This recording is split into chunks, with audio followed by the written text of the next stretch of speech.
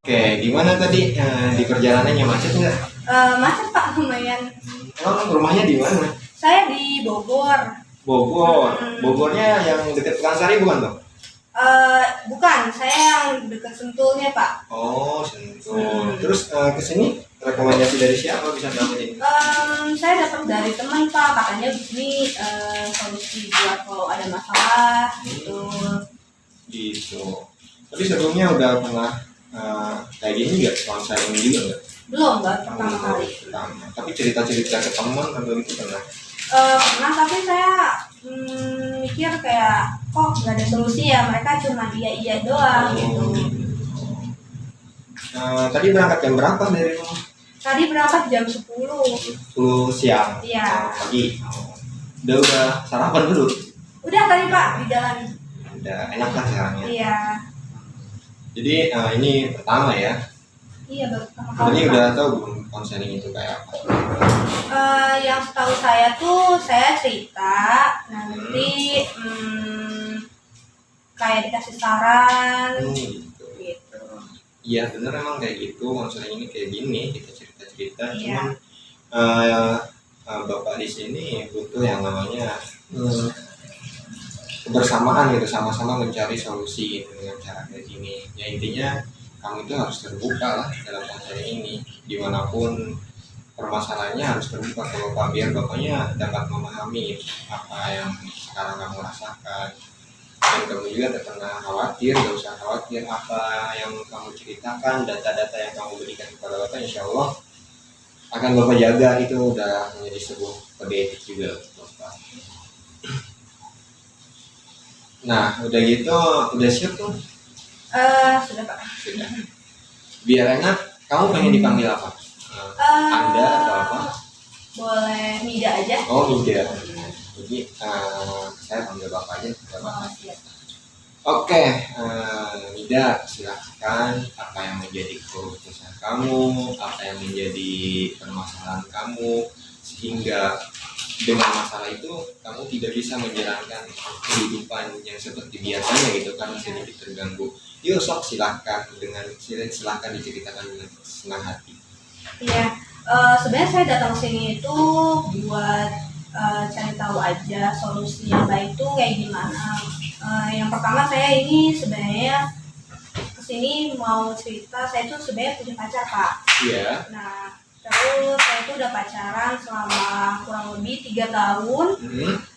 Kemarin sempat ketemu sama keluarga dia dan saya, kita membicarakan mau kapan kita untuk bisa menikahnya, tapi dari pihak keluarganya itu belum ada tanggapan. Dalam arti kata ya udah nabung dulu bilangnya gitu. Terus karena bapak saya sedikit kecewa, walaupun gak diungkapinnya ke pas pertemuan itu, saya juga bilang sama calon saya, ini maunya kapan ya, soalnya kan yang terlebih karena namanya anak perempuan sudah dibawa kemana-mana, maunya kapan itu kan pasti jadi pertanyaan yang paling penting di orang tua gitu kan. Terus tapi yang bikin saya ragu sama dia tuh Pak, dia tuh sudah kerja, tapi uangnya tuh belum kumpul-kumpul juga gitu. Dia juga orangnya nggak mau ngasih tahu kalau aku tuh lagi susah gini, aku lagi susah ini. Gak terbuka gitu. Betul. Apalagi kita udah kasarnya udah lama ya, udah 3 tahun. Gitu. Udah 3 tahun. Saya juga nggak tahu dia tuh masalahnya apa sampai belum bisa nabung, dan arti kata saya juga bisa terima dia kalau misalkan nantinya dia cerita tuh sulitnya di sini. Terus yang kedua, dia tuh udah mulai sedikit berubah sih Pak, dalam arti kata sikapnya ke saya yang gak kayak dulu gitu. Sekarang tuh lebih ke kasar lah. Hubungan di sini udah 3 tahun ya. Jadi Mida itu sejauh ini Mida itu udah tahu belum apa hal yang menjadi perbedaan antara di pertama hubungan sama dia sampai sekarang dia sedikit berubah, tahu nggak? Mungkin karena dia sekarang pindah kerja kali ya Pak. Pindah kerja. ya ada kemungkinannya kayak gini nggak, misalkan dia itu sibuk dengan kerjaannya atau enggak dengan aktivitasnya sehingga dia sedikit berubah.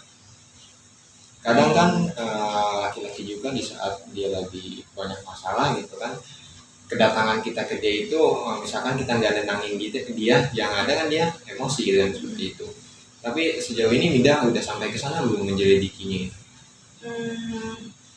Belum sih Pak, saya juga apa ya, biasanya tuh dia kalau misalkan awal pertama kali kerja dulu ya Pak, pertama kali kerja dia itu pernah sering banget video call saya, pokoknya ngasih kabar lah. Tapi untuk setelah sebulan di sana udah beda gitu. Oh, jadi berubah beda. Betul, ditambah perilakunya dia yang kasar ke saya gitu. Oh, gitu.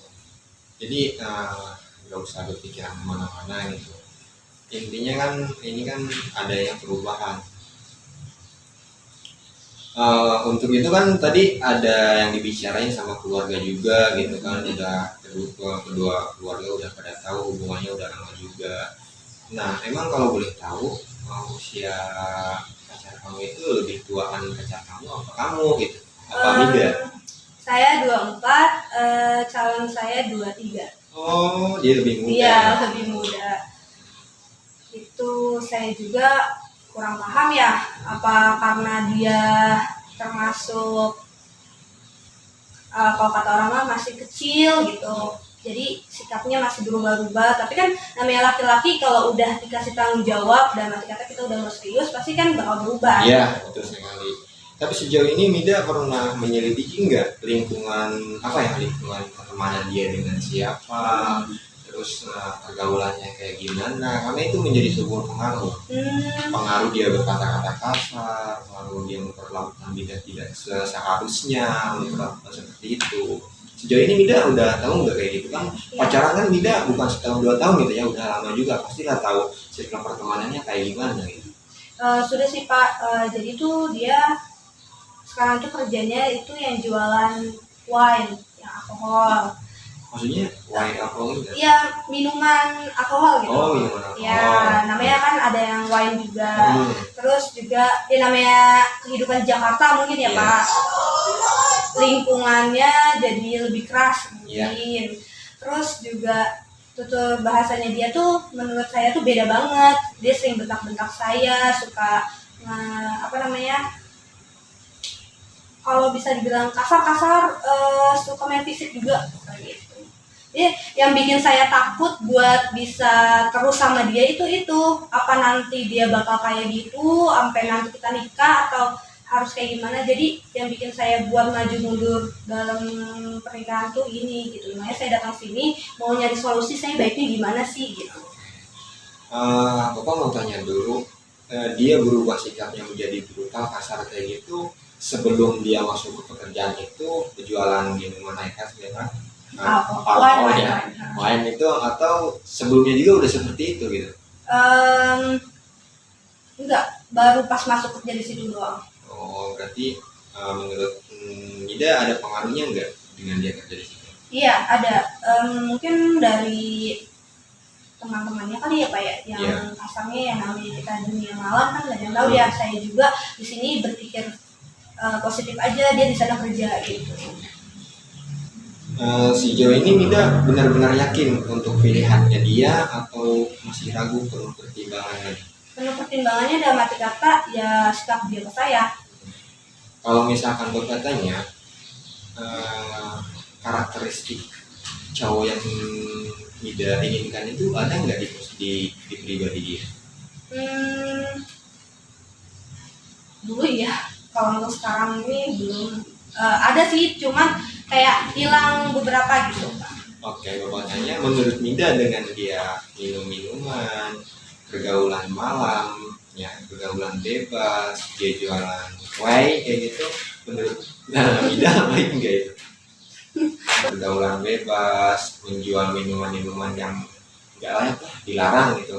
Menurut Mida, untuk dijadikan sosok imam itu baik atau enggak? Enggak, cuman saya mikirnya gini Pak, namanya kerja mah apa aja gitu. Saya mikirnya gitu.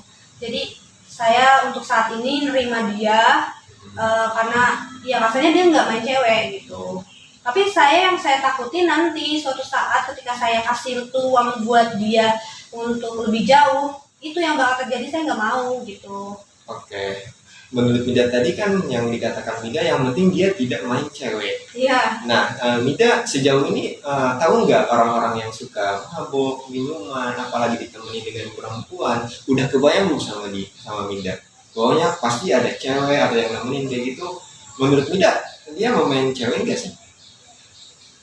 Apalagi dia dalam keadaan tak sadar ya, maaf ya, nggak sadar. Kalau saat ini saya belum bisa ngomong itu iya apa enggak, karena saya belum lihat depan mata kepala saya sendiri. Oke. Gitu kan. Iya, berarti sejauh ini kan Mida udah lama juga hubungan sama dia. Kalau menurut Bapak, kalau boleh Bapak saranin sih lebih dipertimbangin lagi. Adapun jangan buru-buru kita memutuskan untuk menyudahi hubungan itu. Lebih baik Mida bicara lah sama dia, ngobrol baik-baik, ngobrol satu arah, ngobrol tenang, biar dapat solusinya. Tapi sejauh ini Mida udah pernah coba belum ngobrol ke dia dengan masalah misalkan udah berhenti itu, udah kayak jangan itu lebih, jangan berada di lingkungan kayak gitu lagi, masih banyak lowongan kerja atau tempat-tempat kerja yang lebih layak lah gitu, kartunya enak gitu kan. Kalau sejauh ini Mida udah pernah ngobrol kayak itu, udah pernah coba nggak? Kalau untuk sekarang ini udah, saya pernah nanya sama dia mau sampai kapan kerja kayak gini. Iya. Terus kata dia ya gak tahu. Aku juga di sini dia ngomongnya gini, aku di sini juga kerja demi kamu kok gitu, demi kita bisa nikah ngomongnya gitu. Terus tapi ya saya lihat dari perilaku dia ke saya tuh kayak bullshit banget, gak mungkin gitu. Saya jadi kayak ini beneran gak sih kamu tuh kerja buat aku doang gitu. Itu sih Pak, saya jadi ya saya bilang tadi, saya karena kalau kata orang mah sudah terlanjur jauh gitu, jadinya saya juga mau memutuskan dia juga karena gak bisa. Saya udah jauh banget, orang tua semuanya udah pada tahu. Apa salah nggak sih Pak saya tuh nyimpen ini semua demi kebaikan nama dia doang gitu di depan keluarga. Tapi sejauh ini Mida ini menyimpan permasalahan ini hanya sendiri aja, belum pernah cerita ke siapa-siapa, ke orang tua. Udah pernah coba belum? Belum, karena yang tadi saya bilang saya itu gak mau nama dia jelek di keluarga saya. Okay. Bahkan ke teman saya pun saya nggak berani, karena posisi lain teman-teman saya itu nggak support saya buat jadi sama dia gitu. Gitu. Cuman kebetulan hubungannya udah lama, jadi Mida ini mempertahankan itu ya. Dan apabila di suatu saat nanti orang tua tahu sendiri, lebih sak loh tanpa misalkan Mida bercerita. Menurut Mida, kalau misalkan Mida cerita ke orang tua, gimana baik? Orang tua Mida mau terima nggak? Menurut Mida? Saya belum pernah cerita sih Pak ke orang tua saya. Saya tuh takutnya ya kenapa nggak dari dulu aja udahannya, karena kan dari awal tuh bapak saya nggak suka sama dia. Kan saya takutnya saya dibalikin, kan bapak udah pernah bilang kamu jangan jadi sama dia, kayak gitu. Nah saya tuh jadi bingung mau kayak gimana Pak. Oke, Bapak jelasin ya. Kan ini kan tujuannya kan pacaran itu kan, apalagi udah lama, pasti tujuannya untuk nikah ya, untuk membangun sebuah rumah tangga. Dalam pernikahan itu kan satu kali untuk seumur hidup. Kalau pernah salah itu punya prinsip ada yang gitu, atau kemudian kalau dari Bapak sendiri sih prinsipnya pernikahan itu satu kali seumur hidup. Dan dalam pernikahan itu kan tanggung jawabnya bukan masalah ekonomi aja kan. Jadi terus diingetin misalkan dari kelakuannya, dari adabnya, karena kan ibadah itu bukan menyatukan dua insan aja berlainan jenis, tapi lebih ke ibadah gitu, apapun tujuannya untuk ibadah. Jadi menurut Mida itu carilah sosok pasangan yang bisa dijadikan imam terbaik buat Mida gitu, karena tujuannya itu kan membawa Mida untuk beribadah di situ kan. Nah jadi menurut Mida rencananya kalau misalkan kedepannya dia kayak gitu mau kayak gimana? Depannya gimana ya Pak? Jadi misalkan dia tidak ada perubahan, kan Mida udah cerita, udah ngomong baik-baik sama dia, tapi dia tidak ada perubahan, masih kayak gitu. Apalagi laki-laki sudah main tangan itu, wah, menurut bapak itu nggak benar gitu, laki-laki kayak gitu kalau menurut bapak. Tapi itu kembali lagi ke Mida sih, tapi menurut bapak lebih dipertimbangkan lagi gitu untuk menjadi seorang ibu itu lebih dipertimbangkan lagi. Hmm, kalau untuk saat ini saya belum bisa ngomong ya Pak, karena kan saya nggak tahu situasinya nanti bakal gimana. Tapi kalau misalkan dia sampai belum bisa berubah sampai nanti tanggal yang sudah kita rencanain, ya mau nggak mau saya ngomong sama orang tua kalau sikap dia tuh kayak gini gitu. Oke. Udah merencanain tanggal juga? Iya, sebenarnya saya tuh udah ngerencanain tanggal dan bulan. Bersama keluarga atau Iya. hanya 2 orang saja, antara Mida dengan pacarnya gitu, dengan si laki-lakinya, atau bermukan dengan keluarga? Sebenarnya antara saya sama dia doang. Oke, itu mah berarti menjadi sebuah cita-cita ya, harapan. Iya. Belum ada yang tahu keluarga Iya. itu. Oke.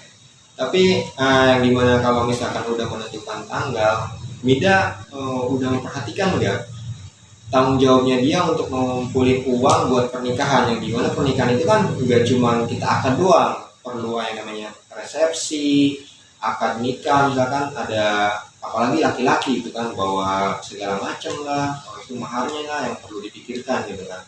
Sejauh ini Mida sudah memperhatikan nggak gitu, menganalisis misalkan dia udah ngumpulin uang, menyimpan uang gitu? Waktu pas belum dia kerja di tempat sekarang sih dia sudah nyicil serahan. Oke. Tapi kalau yang di tempat sekarang saya nggak paham, mungkin karena ya namanya hidup di Jakarta tuh kan banyak ya biayanya. Apa habis ke situ apa ya kemana saya nggak paham, karena dia benar-benar nggak terbuka Pak sama saya. Jadi cuman stuck di serahan doang. Permasalahannya agak terbuka ya dia ya.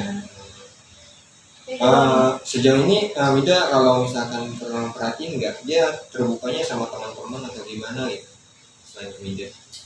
dulu mah dia selalu terbukanya sama saya, bahkan hal kecil sampai dia kepleset aja dia ngomong sama saya gitu. Berarti keuangan juga waktu dulu waktu pacaran terbuka? Iya. Berarti perlu digarisbawahi ada apa dengan keuangan ini yang intinya.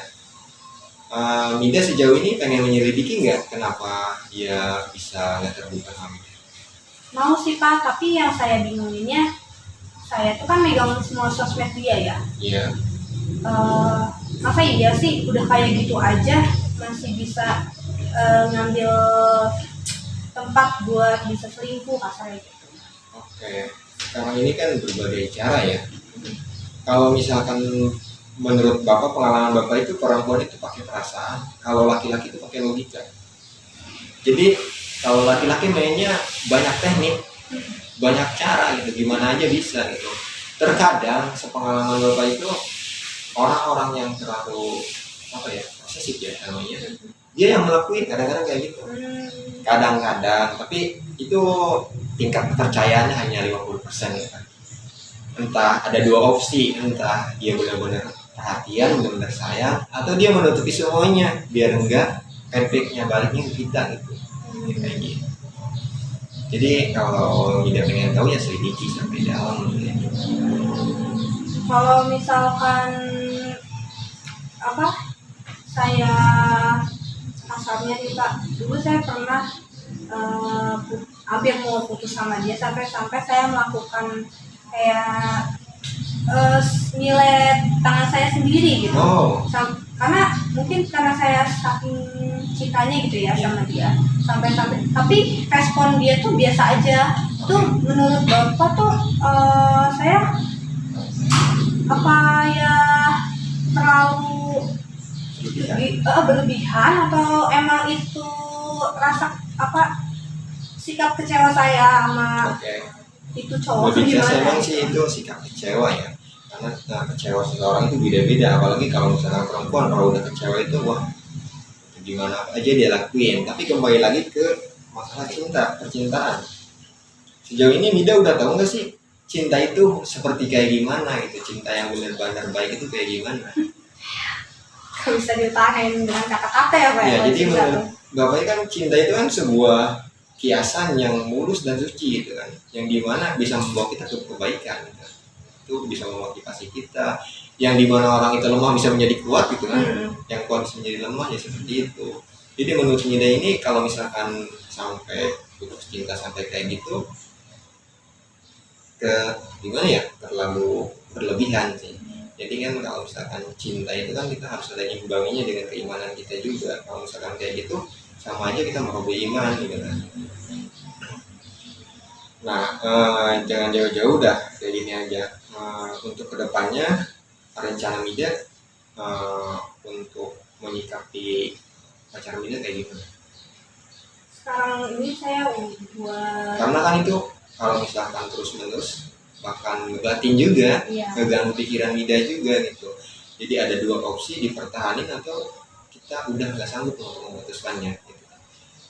Karena kan misalkan gambarnya kayak gini, seseorang yang membawa beban berat, kalau misalkan dia udah nggak kuat-kuat banget, nah pasti akan dijatuhkan gitu kan. Jadi maksudnya nggak jauh kayak gitu ya. Tapi kalau misalkan Mida masih kuat, masih siap, masih sanggup, masih menggunakan berbagai cara biar dia bisa berubah, ya nggak apa-apa gitu kan. Kembali ke Mida lagi keputusannya. Kalau misalkan Mida udah nggak kuat, keputusannya udah gini, udah diomongin, udah diremekin sama keluarga, misalkan harus sama teman-teman Mida juga, sama pacar Mida, ya itu mungkin keputusannya harus kayak gitu gitu.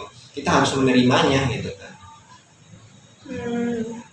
Oke, kembali lagi ke masalah Mida yang tadi, yang harus dirubah juga mindsetnya mengenai kalau misalkan Mida kecewa, jangan sampai kecewa itu melukai badan Mida sendiri loh.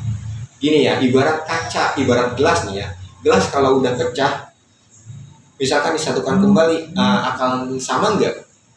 Enggak kan? Walaupun ditampilin enggak sama. Nah, gimana caranya biar kita merasakan hal yang sama seperti utuhnya? Tahu enggak? Enggak Pak. Caranya menerima dengan lapang, menerima kerusakan, menerima pecah itu. Misalkan ini gelas yang pecah. Nah, kalau kita misalkan menerima gelas itu pecah, ya kita udah tahu diperbaiki, menerima gitu. Kita kan akan oke-oke aja gitu kan, udah menerima ini. Jadi Mida juga yang harus dirubah mindsetnya seperti itu. Misalkan kecewa, ya harus menerima gitu. Tawakal, serah diri, kan kita punya iman, harus menerima semuanya gitu.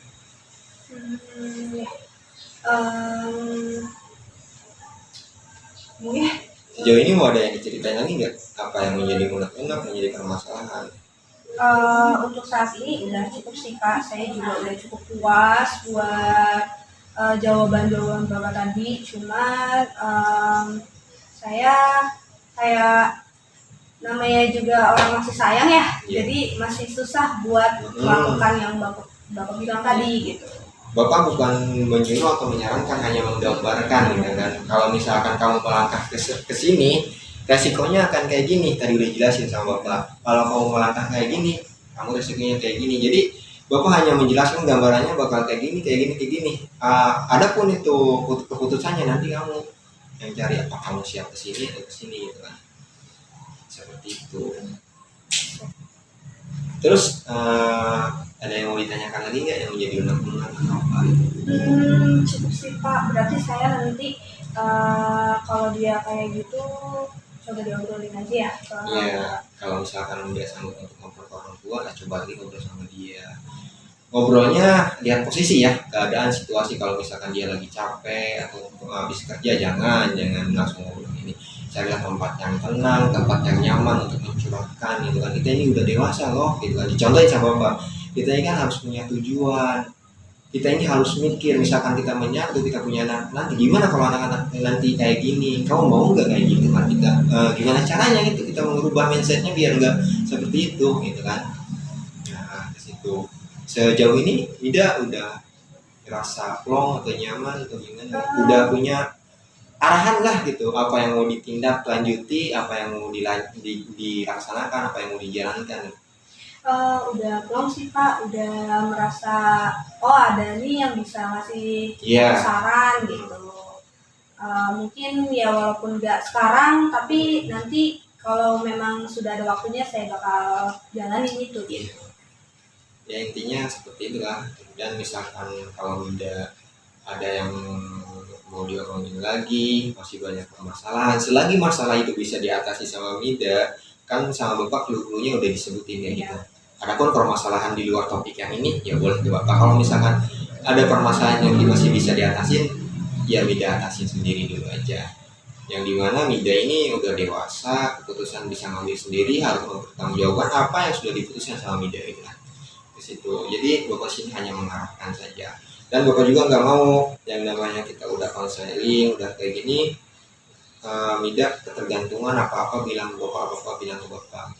Jadi kalau misalkan masih bisa diatasi Mida ya diatasi, kalau misalkan nggak bisa, benar-benar nggak bisa, butuh gambaran, butuh solusi, silahkan kembali lagi. Namun kalau misalkan mau kesini lagi, jangan mendadak, kabarin dulu lewat WA atau apa, biar Bapak bisa meluangkan waktu. Yang dimana Bapak juga manusia kan, Bapak juga punya kesibukan, Bapak juga sama keluarga gitu kan, Bapak juga punya masalah. Jadi kalau misalkan kita diagendakan mau pertemuan, Bapak dalam keadaan fit, Bapak dalam keadaan siap untuk mendengarkan cerita-cerita Mida, untuk mencari solusinya bareng-bareng gitu, seperti itu Mida.